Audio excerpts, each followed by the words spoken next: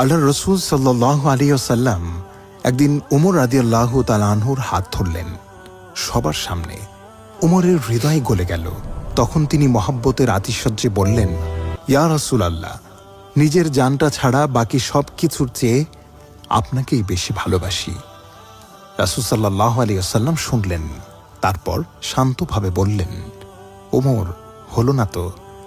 জানের চেয়েও কি আমায় বেশি ভালোবাসো না? উমর একটু দূরে সরে গেলেন, একা বসলেন, আপন মনে বিড়বিড় করলেন, নিজের সাথে কথা বললেন।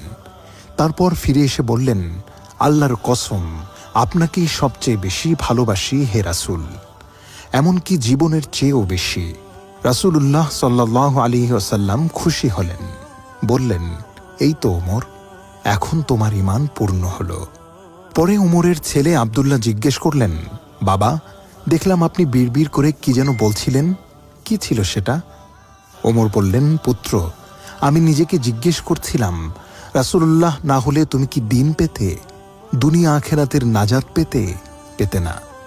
ওমর, তুমি যদি রাসূলুল্লাহর সাহচর্যের সরোবরে অবগাহন না করতে, মূর্তি পূজা থেকে কি পাক হতে না।